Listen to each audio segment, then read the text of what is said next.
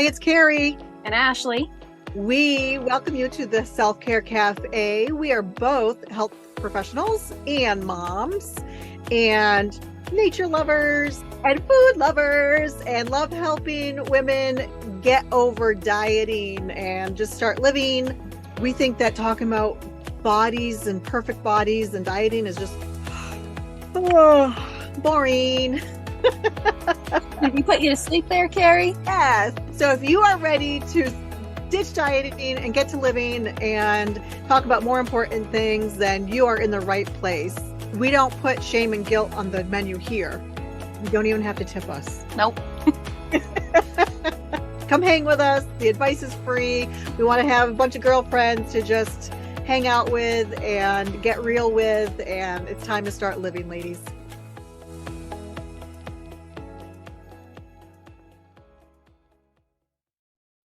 Hello, Carrie. Hello, Ashley. How are you?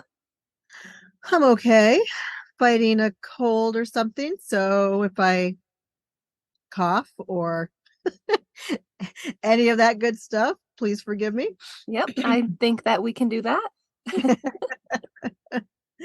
So what's on the menu for today? So I think that we want to talk about whether we should eat breakfast or not and all the conversations we can have about that.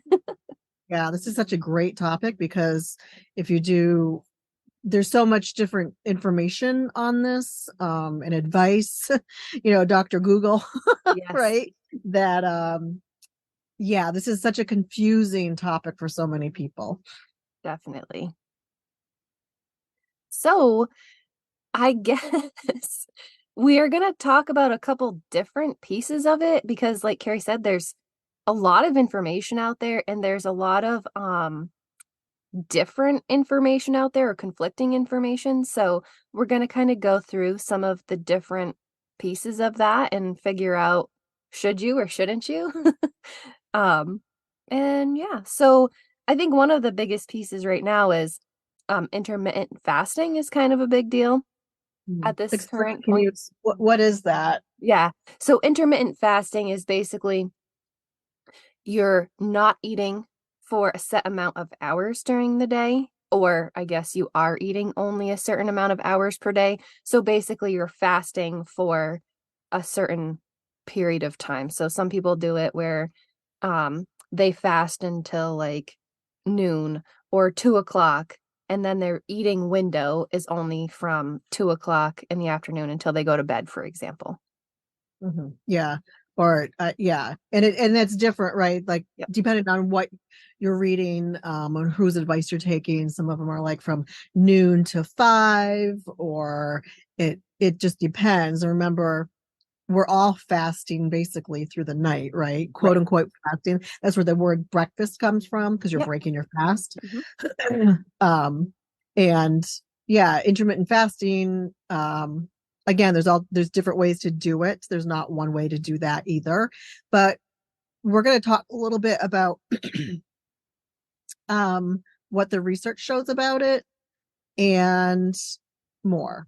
Definitely. So intermittent fasting is, again, a form of dieting, like we've talked about in the past, because it's having you rely on external cues for your hunger and fullness. And how that works with intermittent fasting is, again, because you're relying on the clock basically to tell you when you're supposed to be eating, that's that external cue. It's not coming from your own body. So that's one thing that I don't love about intermittent fasting, because Carrie and I talk a lot about the intuitive eating aspect, which is relying more on your own cues than relying on outside cues for eating, for fullness, for preferences. Right. Right. And in intermittent fasting, basically you're not eating breakfast. Right.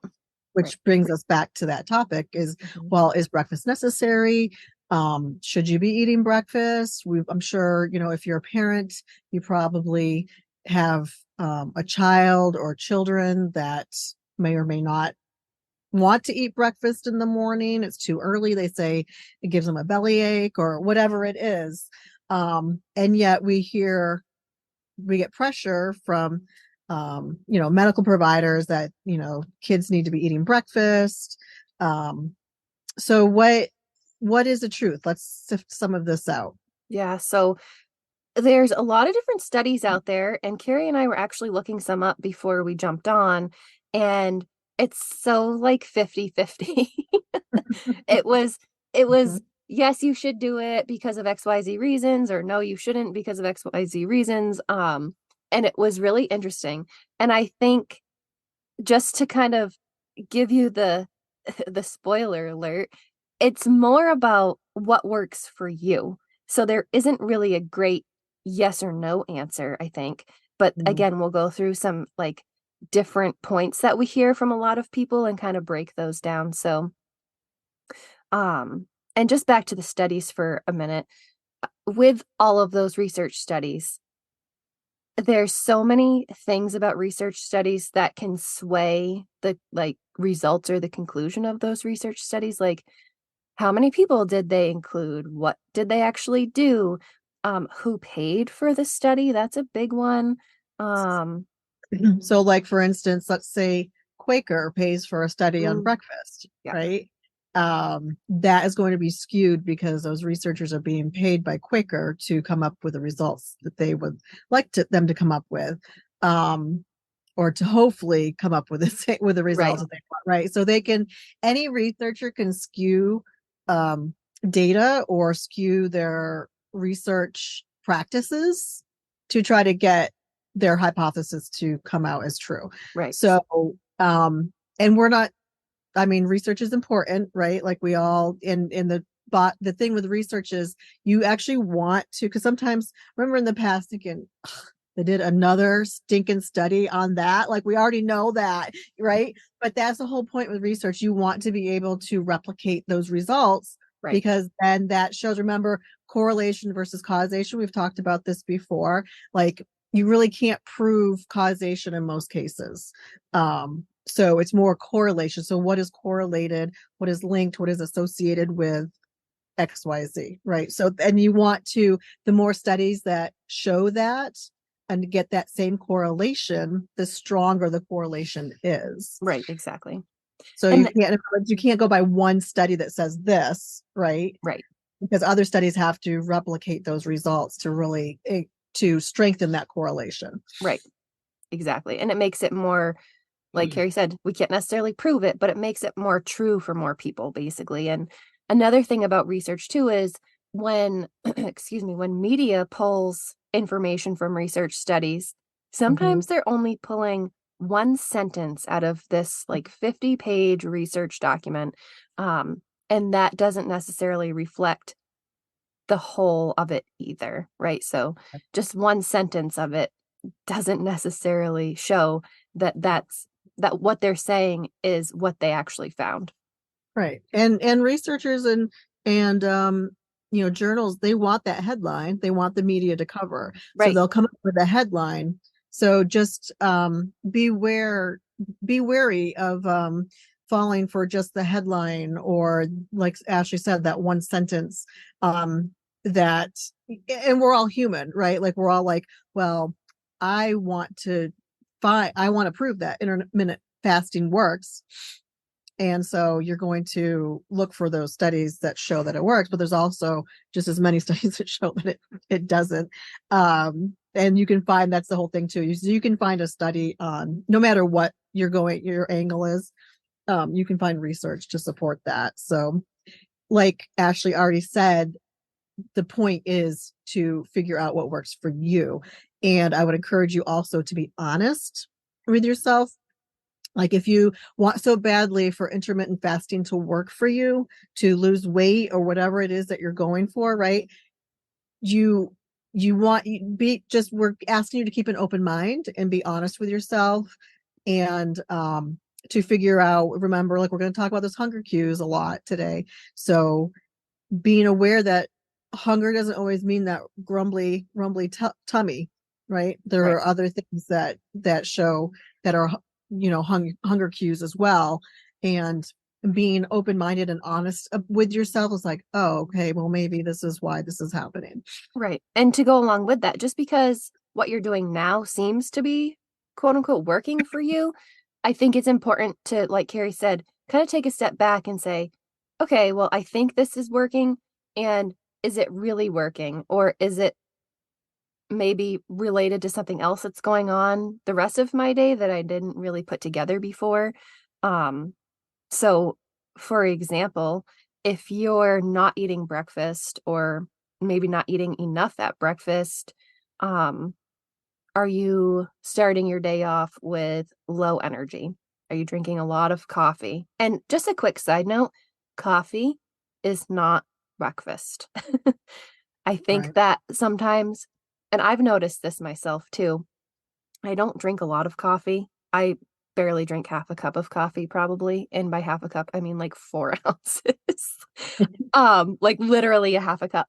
And sometimes I find that when I drink my coffee, I'm not hungry. And when I push my coffee back, sometimes I'm hungrier earlier. And I know that coffee can kind of quiet down your hunger signals. So it's easy to be like, oh, I had my coffee and I don't feel hungry, so I'm not going to eat breakfast. Um, so again, just being kind of open with what you're doing and is this working? How is my whole day instead of just what is the first couple hours of my day look like? Mm. Yeah, that's a good point because if you are not a breakfast eater or you have a child who doesn't want to eat breakfast, the other thing to consider is when will be the first time you're able Mm, to eat, right? mhm. So if you're taking off, a kid's taking off to school, you're taking off to work, um, you may or may not get a break, or maybe you're in a meeting during their break and they, don't want to hear you munching on a snack. Um, or maybe your kids, depending on their age, right? They may or may not get a chance to have a morning snack. Um, these are all factors that come into play um, as to whether or not you decide to eat breakfast. I know some people that I just can't even imagine eating first thing when I get up. Mhm. Um, and there are some mornings I feel like that too. And then there are other mornings where I'm like, I need something now. Right. I want to eat breakfast now. So again, even if you have a certain, look at like it can change for yourself. Like some mornings I push breakfast off because I'm just not hungry. Um, and I am lucky that I, work for myself and I have the luxury of having a snack when I want it. Um, but other mornings I wake up and my stomach is rumbling and I feel like I just really need to get something to eat. Definitely. And again, like Carrie just said, it's all about listening to your body and what it's telling you. And so one thing I hear all the time is, well, I don't usually eat breakfast maybe for years, and so I'm not hungry at breakfast time. And this one I think is super tricky because, like Carrie said, for her, some days she doesn't feel like eating breakfast right off, but she will maybe a little later. And other people just aren't hungry for breakfast anymore because they haven't eaten it in so long. So, what's the answer there? Do we eat breakfast even though we're not hungry? Or do we continue not to eat breakfast? And again, I Mhm. think it comes down to maybe experimenting a little bit because if you are getting that low energy or even like low focus, like poor concentration during the day, those could all be hunger signals. Headaches, if you suffer from headaches during the day, if you get irritated or hangry, Yep. those are all hunger signals that could be related to not eating breakfast. Um, and so it's kind of down to that experimentation that I love so much. Try having something for breakfast. It doesn't even matter what it is. Something, You just read my mind. So I'm like, oh, I've got to remember to bring up like because some people don't like breakfast foods, right? right? Who's to say you have to eat breakfast foods for Exactly. breakfast? Exactly. Have whatever. I don't care what it is. Have fruit, have toast, have yogurt, have cold pizza. I Have don't less care. dinner leftovers, Yes. have a sandwich, yeah, whatever. There are no rules that say you must eat, breakfast foods for Right. Right. breakfast. Or granola bar if you're pressed for time, or if this is new for you, again, that experimentation phase. And just kind of notice how that goes for you. Um, and for me personally, I was just telling Carrie about this. and I've mentioned it before in our episodes, I definitely need a really light breakfast in the morning. And then usually I'm hungry for something more like an hour, maybe two later. So I think of it as like a pre-breakfast or a breakfast appetizer. Like it's not my full breakfast. I'm going to have something in a couple hours and then I'll have a lunch a couple hours after that. But that's what works best for me because my belly's not the best in the morning. And so finding what works for you, something like that, it doesn't have to be a full meal is Right. basically what we're saying. Like I think we think of breakfast, lunch, dinner as these like big Right. meals, but that doesn't mean they have to be like that. There's no rules about maybe it's just a snack instead of breakfast, but we're just calling it breakfast. Right. Yeah. And sometimes I know with my kids, sometimes if they just aren't in the mood for full breakfast before school, well, here's a chocolate milk, Mm-hmm. or, just to have something in them, or like Ashley about fruit. You can make smoothies. The smoothie's great too, because you can kind of, if you're not a big breakfast eater, but you want that energy boost, if you make a smoothie, you can sip on it. So it's not something that's, you're not gonna, if your belly has a hard time with food first thing in the morning, a smoothie or something along those lines can just sort of help get your energy level up and without overfilling your belly. Right. And then, yeah, pay attention to how it changes your day. Are you still getting headaches? How's your energy level? How are your meals the rest of the day? Because another thing that happens to a lot of people is they're not eating breakfast or they're not eating enough at breakfast. And maybe then again at lunch, maybe they're not eating enough during the day in general.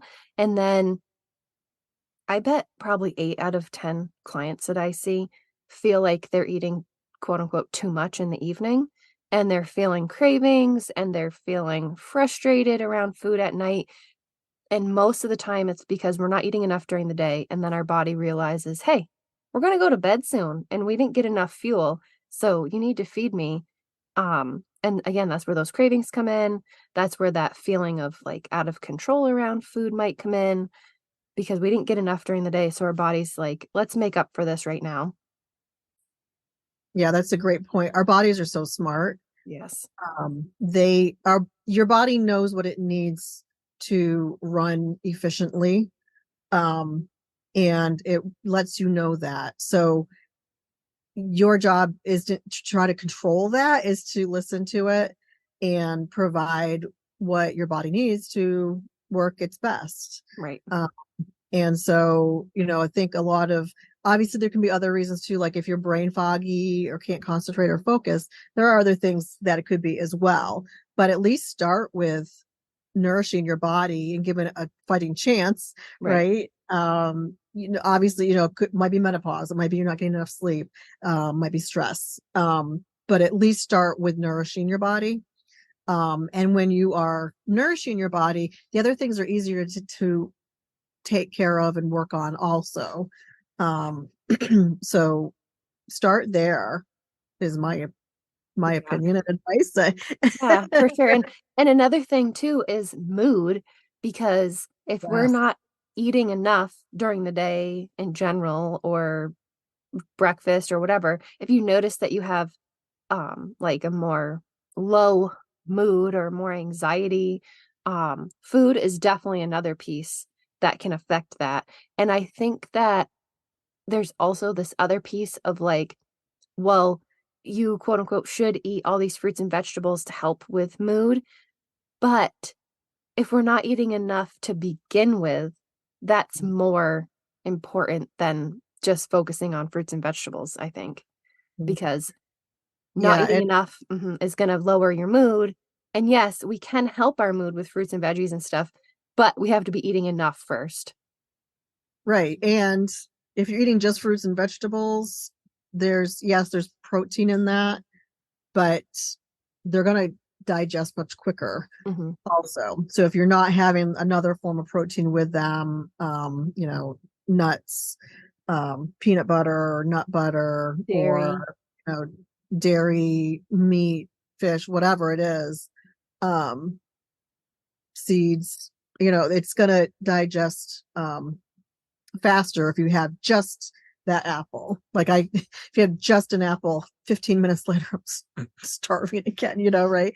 But that brings up another good point too. When you mentioned anxiety, Ashley, Yep. when one of my sons was struggling with this, when he was in high school, we just took a look at his diet when he was eating. Well, breakfast was usually Pop Tarts or toaster strudels. Mm. He was a sugar hound. Like he just had a real sweet tooth. And once we went to like eggs and toast or something, like something with some quality protein in it to help prevent that big sugar spike Mm. and that resulting crash, his anxiety and his mood, I mean, it was incredible, like how much it helped. So that's another thing too to look at is, and we're not saying avoid all sugar or anything like that, just saying if you are eating mostly simple carbs that are high in sugar, and those can affect your mood and your anxiety Mhm. big time. Yeah. uh, And like so Carrie's saying, we're not telling you what to do. We're encouraging you to look at what you're doing and see how it's making you feel during the day. right. For sure.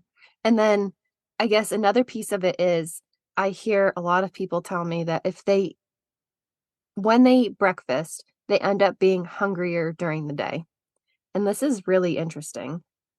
It kind of goes hand in hand with the whole like when you look up, should I eat breakfast? We saw 100 times when we were just looking at all these things online. A lot of them said that it jumpstarts your metabolism. And that's kind of, I think, what a lot of people think when they think about should I eat breakfast? Um, and I guess to a point, Eating, just to clarify, yeah, that eating breakfast jumpstarts your metabolism, right. right? Yes. And I think that that's sort of true. It's just like a weird way to say it. And I guess it's sort of like instead of getting into all the science behind it, it was the best phrase they could come up with. Yeah, yeah. um, Because your but metabolism is always working. right, exactly. You always have a metabolism. Yes, always, even when you're sleeping. But yeah, like we said, kind of having that first meal or snack or food, whatever you're up for, it does sort of say, hey, we're awake, we're eating, our blood sugar goes up because anytime we eat anything, that's what happens. Um, and it kind of says, oh, we're going to be eating consistently for the day. So we don't have to worry about where we're getting food or when we're getting food. We're just going to be getting food. Um, and when we don't eat for a long time, like if we're going from dinner at 5 or 6 p.m.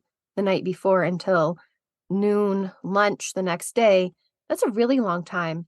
And when we eat like that, we can tend to turn off our hunger signals. And I think a lot of people are like, oh, yeah, that's great. I want to do that. Yes. But again, that's when we can fall into that evening eating issues, I guess.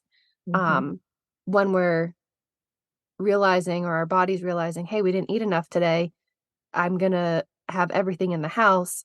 And so look at what your meal schedule looks like and where are these, like, I don't like to say problematic areas, but these like struggle areas, I guess, where you're feeling like something's not right for you, like cravings that are extreme or feeling out of control around the food, all those pieces. And evening eating can be related to breakfast, which I don't think a lot of us think about. Yeah, for sure. Sorry, I feel a cough going on. That's okay. That's okay. Um, yeah, so eating breakfast in the morning can help you get adequate nutrition during the day because again, with things like intermittent fasting, if your window is only 5 or 6 hours of eating or whatever, that's not very much time to get all of the food that you need in for the whole day. And whether you're doing it on purpose or not, right? So you might be intermittent fasting without meaning to if you're skipping breakfast. Yeah, and I feel like too, if you have such a short, small window of time to eat, it's almost encouraging disordered eating. Yeah. Um, because and overeating. Like it's Right. like, oh my gosh, I got to get everything in. Like I Mhm. my body doesn't work like that. I by nature tend to be more of a grazer Yep. because if I overstuff my belly, I pay for it and I feel like garbage. Right. Uh so it just when you kind of stop and take a step back and think about it, it just in my opinion, it just seems like it encourages more overeating on some level Yeah. and it ultimately disordered eating. Right. Yeah, because you're going for however many hours and you're probably hungry by the time you get to your eating window, right? Like over hungry, probably. Like I could eat a horse hungry. And Right. then, like Carrie said, you're probably like eating huge meals. And how is that making you feel? It's like that restriction overeating pendulum that we've talked about before. Because when we're restricting and then we finally allow ourselves to eat, we might overdo it. And that's really, like Carrie said, not necessarily quote unquote normal eating. It's a little bit more of a disordered eating behavior. And how are you feeling like emotionally and mentally through this period? Are you feeling like you can't stop eating? Because that's definitely not quote unquote normal-ish either. It's normalized. That's definitely true. Um, but Uh, there's ways to not have to do that. yeah, and I've had clients that have tried intermittent fasting based on someone else's recommendations and they make comments like, oh, by 10 a.m. I'm just starving, but I push it and it's almost like, and then they're rewarded, right? Right, From exactly. they're rewarded from good job. You exhibited a lot of self-control and willpower. And I just don't feel like not I don't feel like depriving your body of what it needs and what it's telling you that it needs should be rewarded. I agree. And going back to the if I eat breakfast, I'm hungrier during the day. Mhm. I think that if we haven't eaten breakfast for a long time and we start, your body's like, oh, yes, finally, we're Mhm. getting nutrition. We need to stock up because I'm not sure when we're going to get this again, kind of an idea. And once we start doing it consistently, it kind of backs off, and our bodies are like, oh, I can feel safe knowing that we're eating on a regular basis again. And so we can kind of even things out for ourselves. Yeah, like that's so true. Like your body, it's same thing like if you are basically not hydrated well, and so you're dehydrated on some level and you start to rehydrate your body. Initially you're going to get bloated, you're going to hold water because your body's like, well, we don't know when we're going to get more hydration, so we're going to hold on to this for a while, right? Right. And Yeah. then as if you continue the habit of hydrating regularly, then you're going to be peeing all the time. But so that's something to keep in mind when you are have been depriving your body of certain things, when you start in regularly and consistently giving it what it needs. Initially you might not like the initial feeling of it because your body may hold on to that for a bit until Right. you have proven to it right that you are, no, it's safe, you're going to get, I'm going to give you what you need now. And so then your body can let go. Like it's, man, there's like a life metaphor in there or something, right? Yeah. Well, and another great example is I've heard people compare this sort of thing too to when you hold your breath. Like if you're holding your breath and maybe underwater, maybe not, when you let yourself breathe again, you're sucking in air real quick at that point. And it's the same idea with food, with the hydration, all of that, like we were just talking about. And we don't question that. Right, right, because we need to breathe. Right. Because we've accepted we need to breathe, right? But I feel like we don't accept that we need to eat for whatever reason or all of the crappy reasons. Right, yeah, yeah. So what this all comes back around to again is getting to know your body. And we often assume that we know our bodies. but being honest, taking an honest look at what are you using for external cues instead of really tapping into your own body wisdom, because it is there. Everyone has it. If you've been pushing it down, ignoring it, silencing it, it can take a while to find it again. But again, that consistent practice, because that's really what this is, right? Is practicing and doing it consistently. There's no perfect way of doing it. There's no one perfect way of eating. There is no one perfect way of exercising. There's, none of it. And it's your body, so you're responsible for that. You are Exactly. responsible for your own body, not giving your responsibility or your ownership over to someone else to tell you what to do. Exactly. Well put. Thank you. Definitely. Anything else you'd like to add, my dear? I don't think so. I think we covered most of the things we wanted to talk about and probably more. Per usual. This was a great conversation. Yes, definitely. And we'll chat with you next time. Yes, ma'am. Love you, latte. Love you, latte.